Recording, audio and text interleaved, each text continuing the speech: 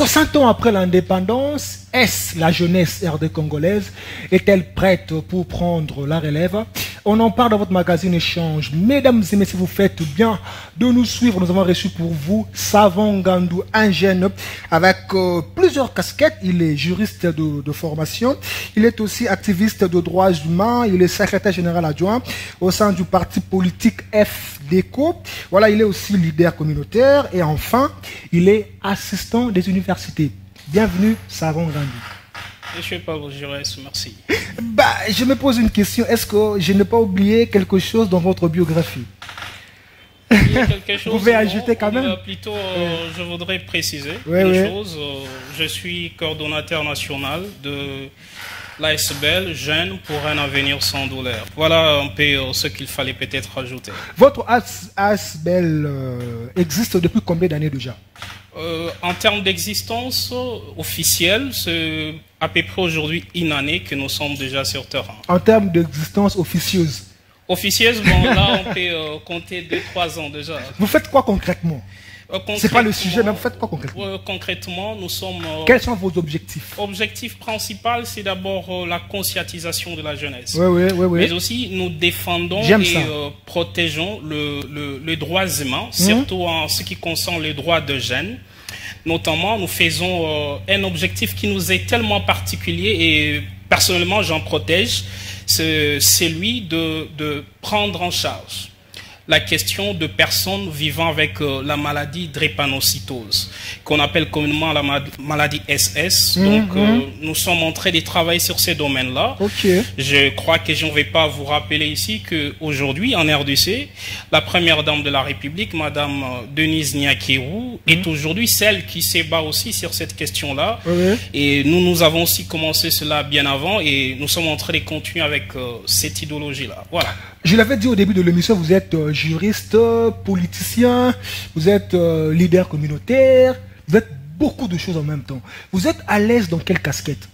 Non, tout ce que vous voulez me donner, je me sens à l'aise, mais simplement qu'avant tout, je suis juriste.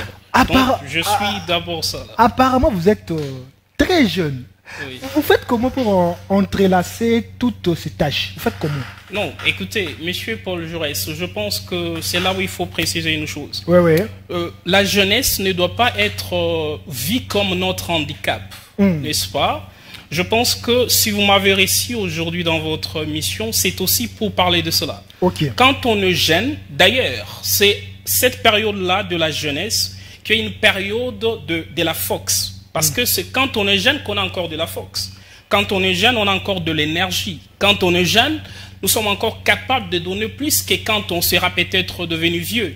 Alors, en ma qualité de jeune, peut-être, moi, j'essaie de développer mon âge dans l'exercice de tout ce qui me sera présenté comme attribution et fonction et je me sens mieux. Vous êtes jeune. Le 12 août dernier, l'humanité a célébré la journée internationale de la jeunesse.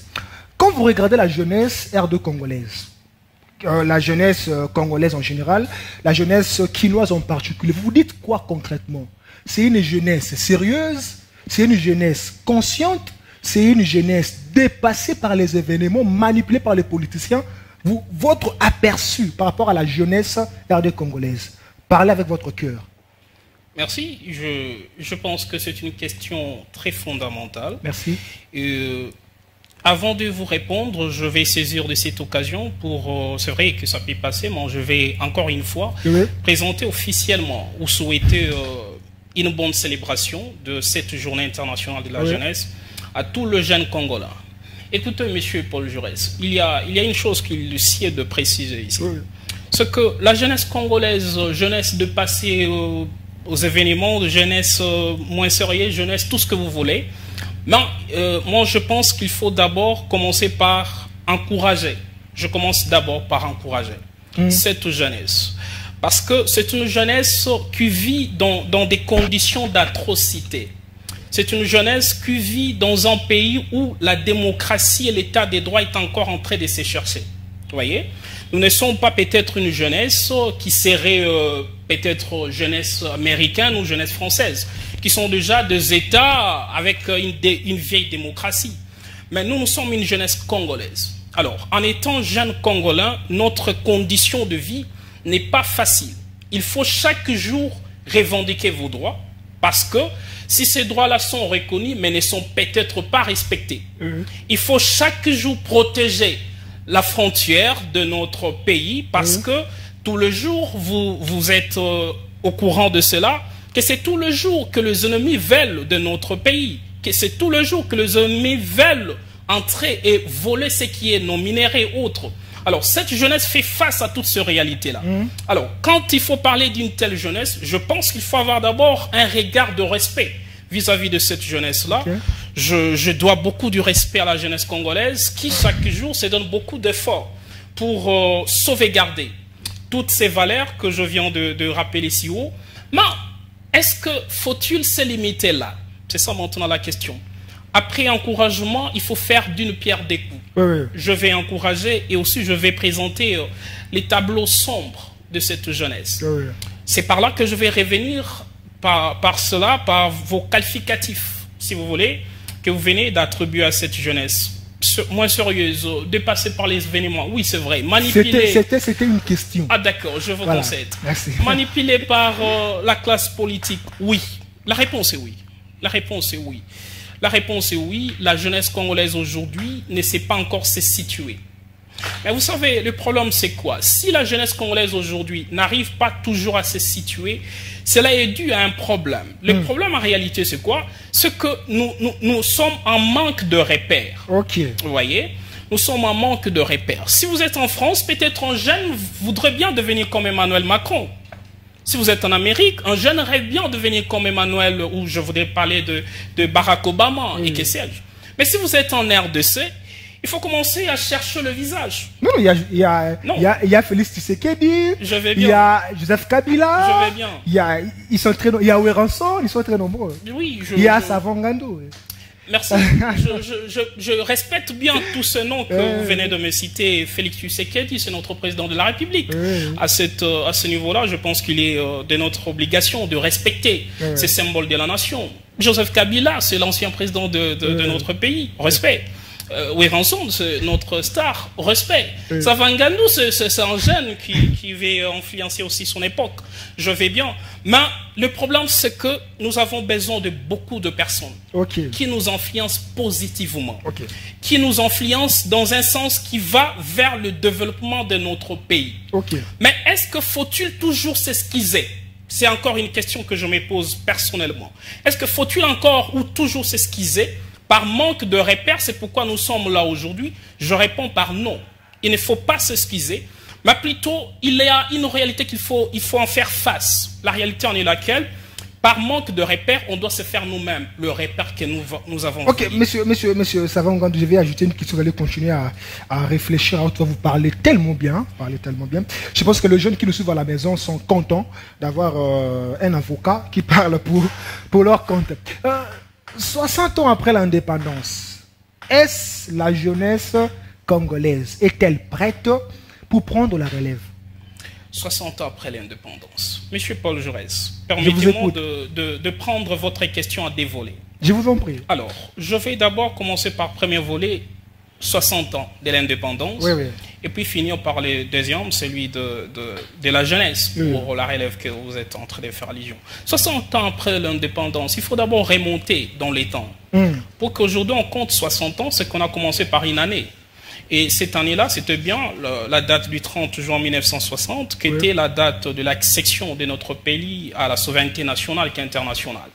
Alors, moi j'ai toujours voulu, quand on parle de 60 ans ou du 30 juin 1960, il faut aussi reculer un peu. Reculer, c'est reculer une année après. Parce qu'il y a une date qu'on a peut-être tendance à oublier. C'est la date du 4 janvier 1959.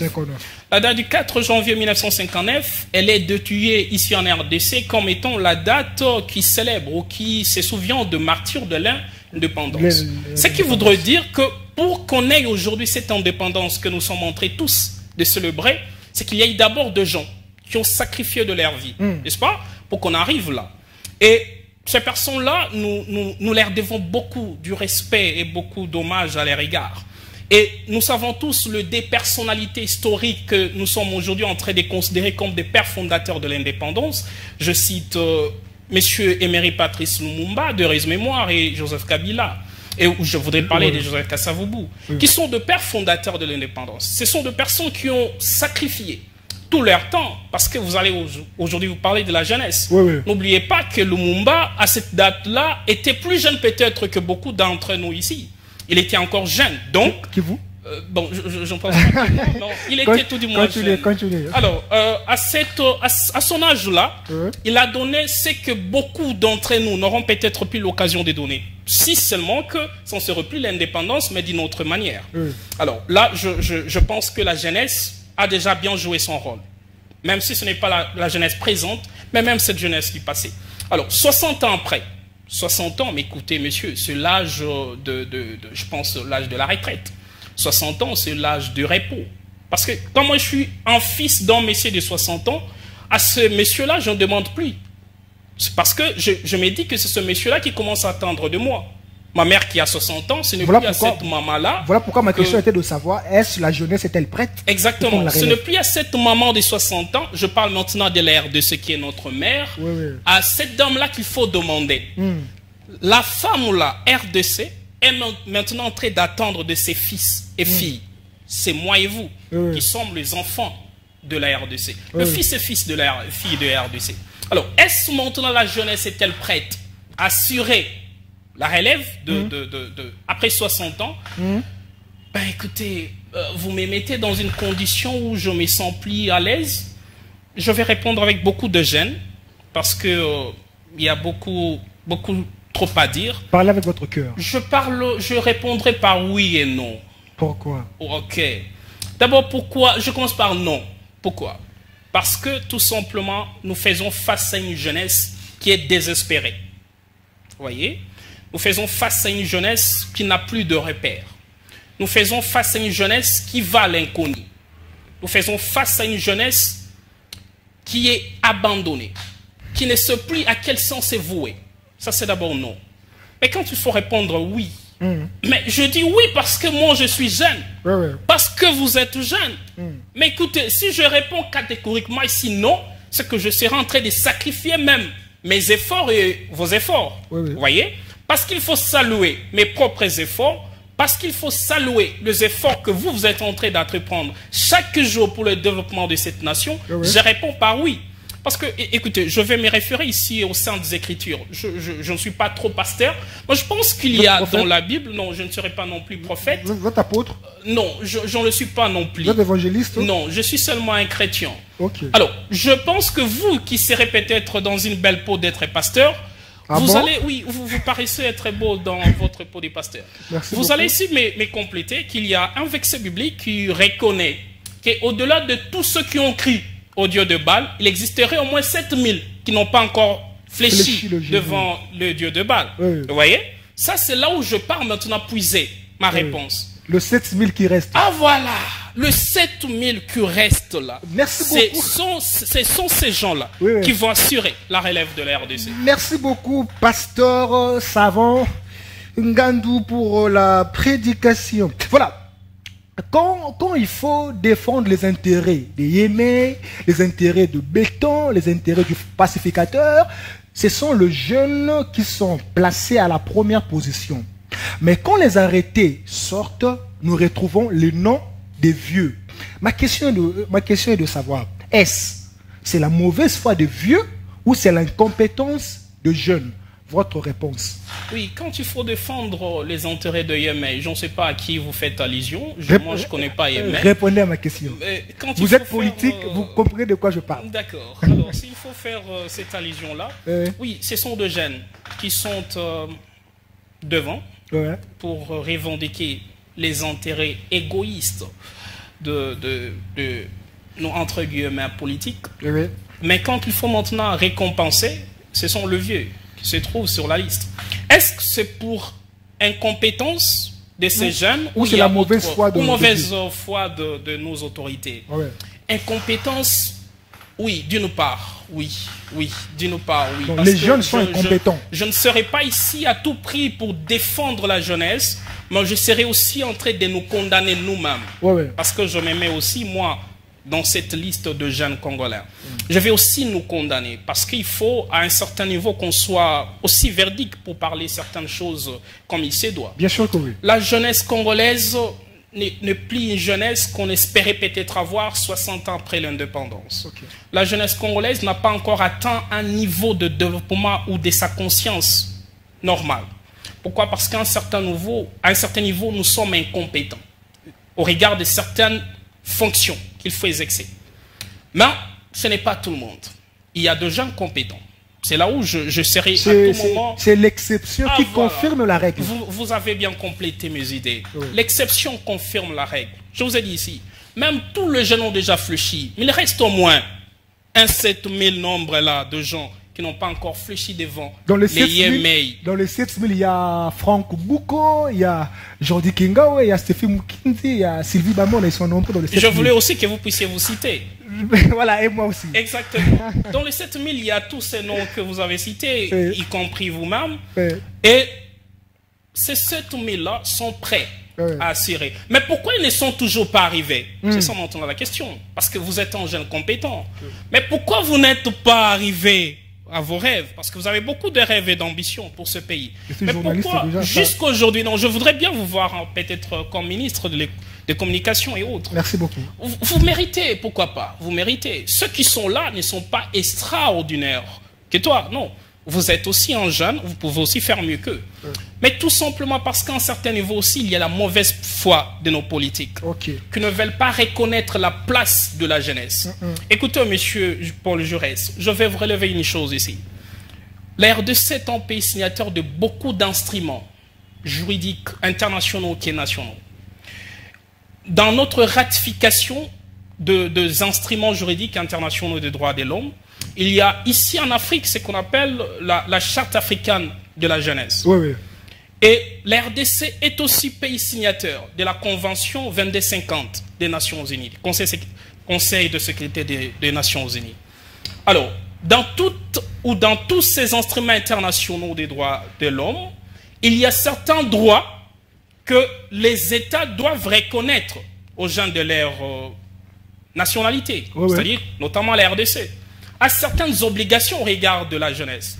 Mais pourquoi ces instruments-là ne sont toujours pas exécutés, respectés en RDC, en dépit, à quelquefois, de ratification et autres? C'est tout simplement parce que la jeunesse congolaise n'est pas une jeunesse qui suit de près l'évolution même de son État. Donc c'est une jeunesse inconsciente.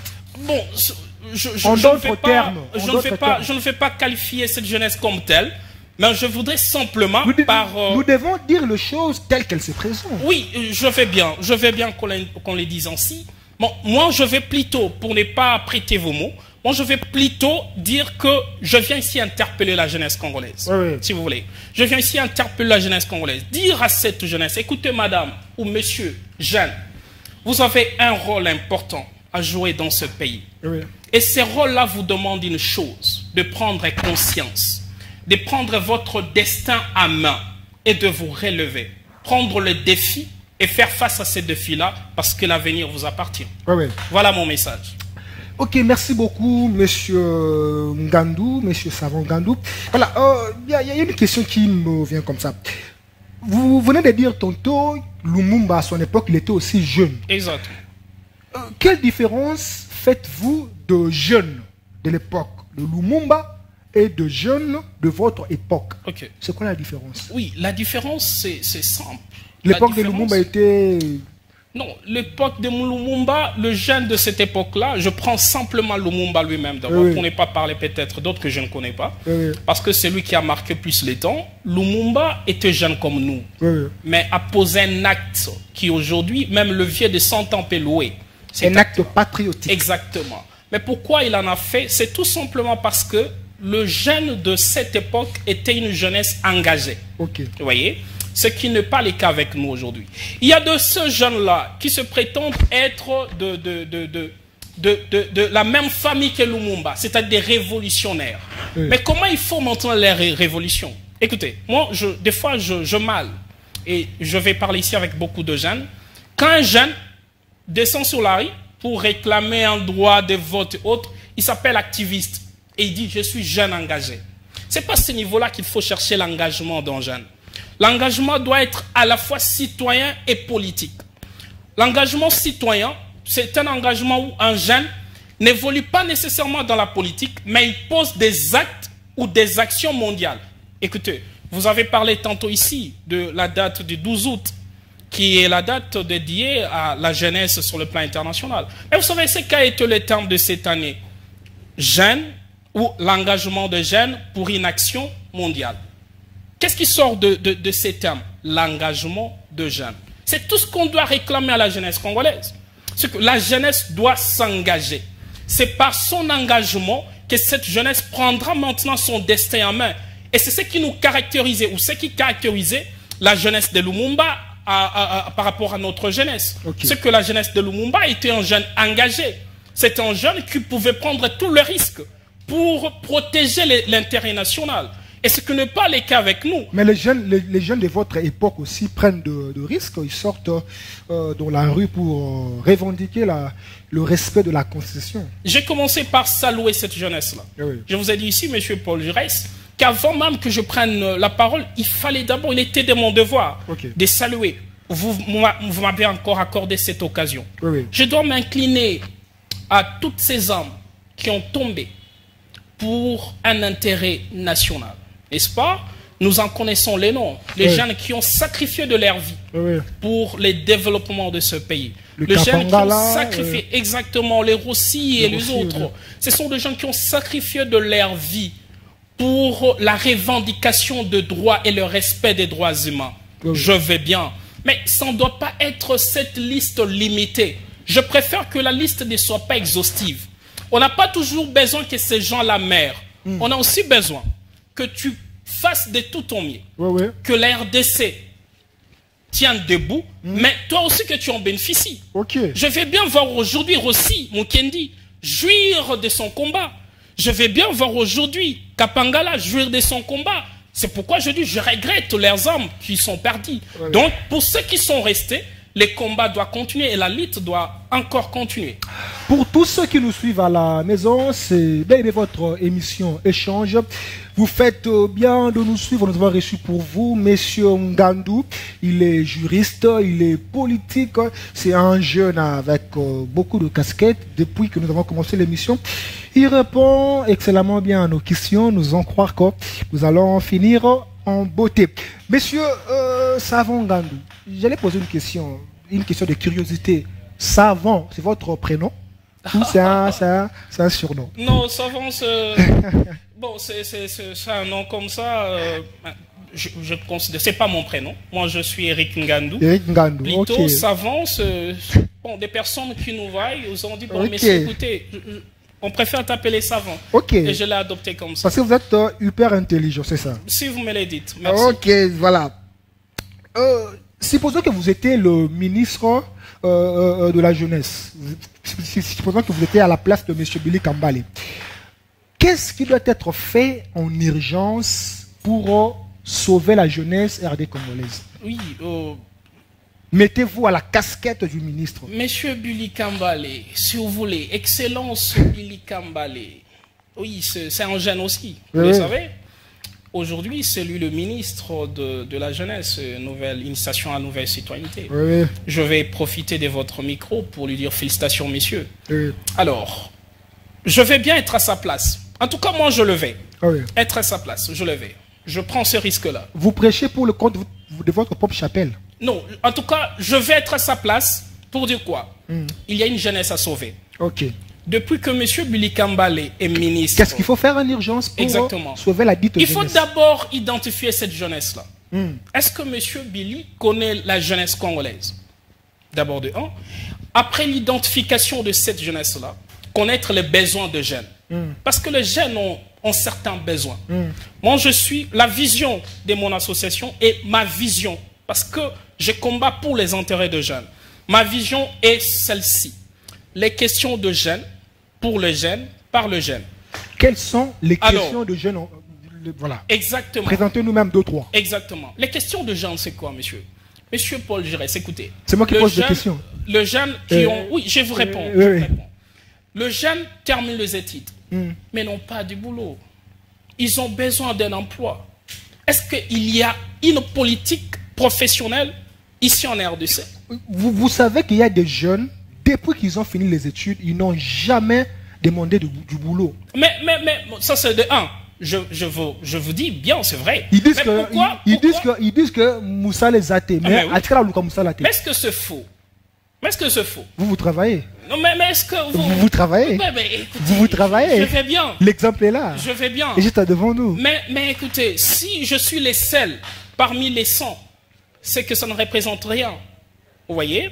Alors, il y a de jeunes qui n'ont pas osé, c'est vrai. Il y a de ceux qui ont osé, c'est vrai. Mais ce qu'il faut encore ici savoir, c'est que au-delà de chercher les boulots, il y a aussi de l'entrepreneuriat. Oui. Je vais ici encourager l'entrepreneuriat de jeunes. Mais ce sont les actes que Excellence Billy Kambale, je ne parle pas de l'individu, je parle de ministre en tant que membre d'une institution, gouvernement. Ce sont des actes que le ministre devrait encourager normalement. Encourager l'entrepreneuriat de jeunes. Parce qu'il y a de ceux qui ne sont pas allés à l'école, mais ils ont quand même besoin de vivre, n'est-ce pas? N'ont-ils pas besoin de vivre? Mais oui, la réponse est oui. Ils doivent vivre. Mais comment vivre ici en RDC? Ils ne vivront que d'un entrepreneuriat peut-être. Apprendre comment faire quelques métiers, comment... Mais ça vaut quand même la peine. Mais il n'y a pas même la politique d'entrepreneuriat en RDC. Donc je pense que, en sa qualité de ministre de la Jeunesse, il doit se mettre en place. Un ministre de la Jeunesse, ce n'est pas un ministre du bureau. C'est un ministre du terrain. C'est-à-dire, il doit enlever sa veste d'excellence. Plutôt porter un t-shirt pour descendre sur le terrain, écouter les jeunes, parler avec les jeunes et trouver des solutions aux questions de jeunes. Monsieur Paul Jaurès, accordez-moi une minute que je termine à cette question. 30 secondes. Merci. Je suis jeune, j'ai une association, je vous ai dit tantôt, je suis coordonnateur national de l'association Jeunes pour un avenir sans douleur. Je pose des fois mes actes dans le milieu reculé. Je rentre à Tchangou, à Mikonga, à Bibois. Mais vous savez ce que les jeunes me demandent? Vous avez les images? Oui, j'ai des images. Si vous voulez, si vous m'aviez dit, j'allais peut-être vous l'apporter. Mais prochainement, je vais vous apporter tous ces images. Les jeunes me demandent une chose. Cordon, nous sommes ici. Pour ceux qui n'ont pas étudié, on a même besoin d'apprendre comment conduire.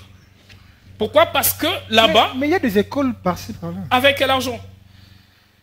Avec quel argent? C'est moi qui pose des questions. Ah, voilà. Moi, je réponds à la place de ces jeunes-là. Il n'y a pas même de moyens pour y accéder. Donc, il faut ici qu'il y ait une politique de soutien aux actions et initiatives de jeunes. Ok, monsieur Savongandou, vous défendez excellemment bien le jeune. Mais qu'est-ce qui fait que les jeunes sont facilement manipulés par les politiques? Est-ce qu'il y a un problème dans la tête ou c'est le chômage? C'est quoi? Ou le problème est ailleurs? Non, vous avez déjà trouvé les problèmes. C'est quoi le problème? La pauvreté. La pauvreté. Vous êtes riche? Non, je ne suis pas riche. Alors pourquoi on vous manipule pas? Non, écoutez, je vous ai dit tantôt, monsieur, jusqu'à la fin de cette émission, j'aurai qu'un seul vexé. Il y a encore 7000. Merci, monsieur le pasteur. Pour ceux qui ont déjà fléchi, ils ont besoin même... Moi, j'ai suivi de vidéos où un jeune dit, mais écoutez, pourquoi tu qui marche? Mais il y a 10 000 francs. Vous écoutez? Donc, c'est parce qu'il a gagné 10 dollars qu'il a marché. Et ces 10 dollars-là va suffire au moins pour ces jeunes de prendre quoi manger ces jours-là. Vous voyez? Donc, c'est par pauvreté que ces jeunes se font manipuler par nos politiques. Et malheureusement, nos politiques profitent de la faiblesse de cette jeunesse pour poser tous les actes machiavéliques. Voilà, nous avons encore beaucoup de questions dans notre JBC, mais nous sommes talonnés par le temps. Nous allons vous récupérer à la prochaine occasion pour finir toutes ces questions. Mais Échange est un magazine socio-éducatif. Beaucoup de jeunes vous suivent en ce moment. Quels conseils pourriez-vous leur prodiguer, les jeunes qui vous suivent? Parce que je sens que vous avez réussi dans votre vie. Et quels conseils pourriez-vous prodiguer aux jeunes pour qu'ils réussissent comme vous? Oui, écoutez, je vais parler vraiment avec un cœur qui à la fois va saigner, mais bon, je vais essayer de parler avec. Quel conseil donner à cette jeunesse? Je vais dire une seule chose à cette jeunesse. Jeune, je vais partir par une logique. Vous savez, quand on parle dans l'article 5 de la Constitution, de la souveraineté nationale. Dans cette souveraineté, c'est l'ensemble, l'expression de l'ensemble de la population d'un État, n'est-ce pas? Ouais. Alors, qu'est-ce qu'il faut retenir de cela? Aujourd'hui, en RDC, la jeunesse en elle-même occupe au moins 60% de la population. Donc, 40 qui restent pour le vieux et autres. 60% de la population, c'est pour la jeunesse. Alors, jeunes, vous êtes souverains. Vous avez votre part de souveraineté. Vous avez votre part dans ces patrimoines nationaux et vous devez en jouir. L'État congolais est votre débiteur et vous en êtes le créancier. Il y a certains droits que l'État vous doit. Et il y a aussi certains droits que vous devez en revendiquer. Alors, il y a une simple chose qu'il faut faire. Ouais. Prendre conscience. Relevez-vous. Prenez votre combat à main. Et mettez-vous maintenant à défi. Il y a un avenir que vous devez sauver. Voilà mon message. C'était un plaisir de partager le même plateau avec vous. Le plaisir est pour moi. Ok, merci beaucoup, monsieur Savon Gandou. Ça en est fini pour aujourd'hui. Votre magazine Échange touche déjà à sa fin. On se retrouve à la prochaine occasion. N'oubliez pas, abonnez-vous massivement sur notre chaîne YouTube Paul Giresse Louimbou pour suivre toutes nos émissions. Je ne le dirai jamais assez. Le Congo nous a tout donné. C'est à nous de travailler pour le Congo. Travaillons, travaillons, car le travail élève une nation. Au revoir.